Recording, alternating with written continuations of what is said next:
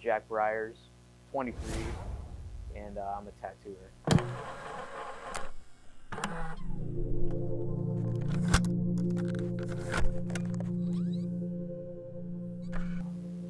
So, the thing about tattooing, which makes it awesome, kind of makes it suck, is the entire time you're doing it, you're hurting somebody, right? And nobody, unless you're some freak, wants to hurt somebody for hours on end. So you really have to take that into account whenever you're tattooing people, right? So it's not like I can smush my Sharpie down hard as fuck on this paper and really go ham on it. You know, I have to be considerate. I have to go and do it this sort of specific kind of way where I have to be mindful of it. I'd always been drawing. That's just been the one consistent thing I've ever done is drawing. I graduated high school, didn't know what to do, and so I just dicked around and I went to my old shop and I found a mentor that drew, or he tattooed similar to how I wanted to tattoo and kind of similar to how I was drawing at the time. So I annoyed the shit out of him for like a year or two until he finally let me become a full-time apprentice. And then from there, you know, I actually was in the shop, hanging out, drawing, actually doing the apprentice grind for maybe another year or 2 years until I quit my job at the time, did it full time, and then a couple months afterwards, taking my first walk-ins, and that was February 2021.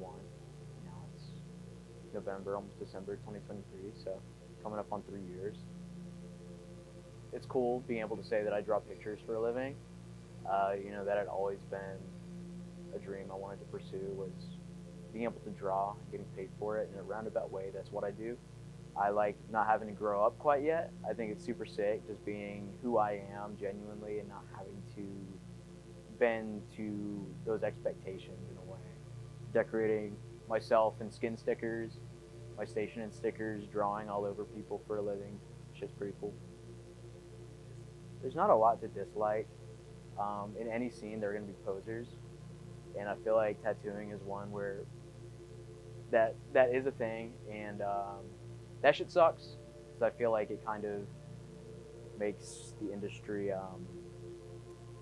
not watered down in a way, but it gives people these false notions that these people that are coming in, that's how it is, right? Like convincing people that like tattoo schools are the new way, you know, when really the best way is the old way, right? That's how tattoos have been getting passed down for generations, is the old apprenticeship mentor style. Granted, in the past it was way more toxic than it is now, where it's a lot more inclusive and open depending on your background or what you do or what you want from tattooing.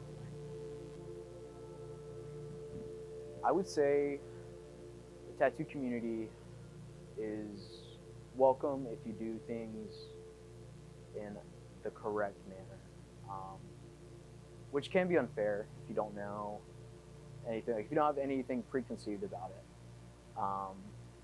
Like I said earlier, starting out, if you had 5 years of tattooing in your house and then you wanted to go into a shop, there's this notion that anybody in a shop is going to have where they're like, dude, I don't want this kitchen magician coming into our shop and fucking people up, you know, having that bad reputation. But I would say it is very welcoming if you are prepared to really, really grind for it. And I think anybody that had an apprenticeship in the past like 5 years or so would agree that, you know, you really, really have to bust your ass for it.